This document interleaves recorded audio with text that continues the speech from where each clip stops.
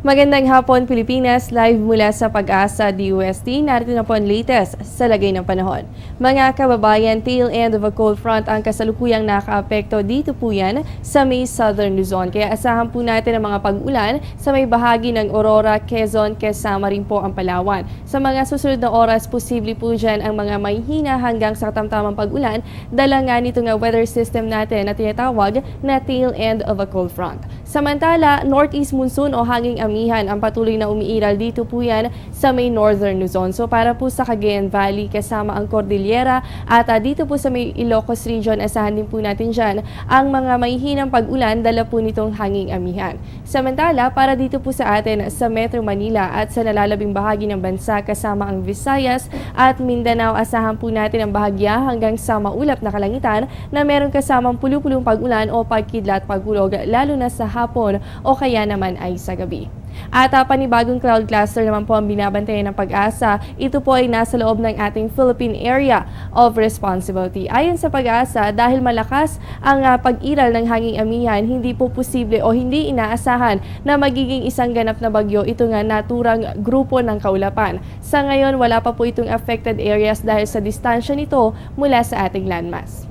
At mga kababayan, alamin naman po ang detalye ng gale warning sa aming pagbabalik.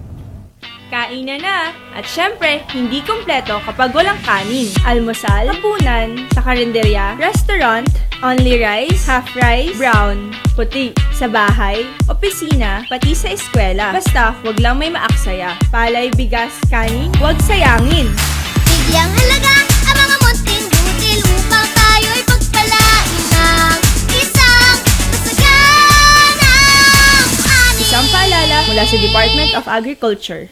At mga kababayan, dahil may kalakasan po ito nga hanging amihan o northeast monsoon, ayan nakataas po ang gale warning ng Pag-asa. Partikular po yan dito sa may northern seaboard at eastern seaboards ng Northern Luzon, kasama rin po ang eastern seaboards ng Central Luzon. So sa mga nabanggit nating baybayin, posible po dyan ang maalon hanggang sa napakaalong kondisyon ng karagatan. Asahan din po dyan ang 3.4 to 4.5 meters na taas ng alon sa mga susunod na oras. Kaya paalala po ng Pag-asa, iwasan muna ang mamalaot ngayong araw para masiguro ang kaligtasan.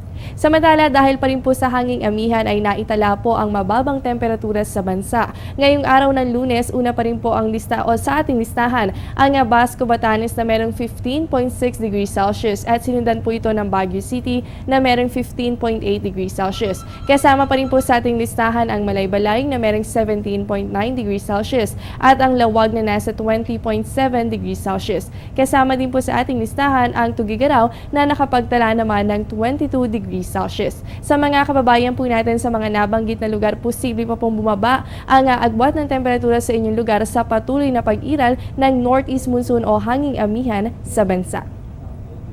At yan muna ang latest mula dito sa Pag-asa DUST. Manatiling nakatutok sa Panahon TV kung saan walang pinipiling panahon ang pagbibigay impormasyon. Ako po ang inyong nakasama, ang inyong weather body Jessie Basco na nagsasabing walang dadaig sa taong may alam at naging handa. Magandang hapon.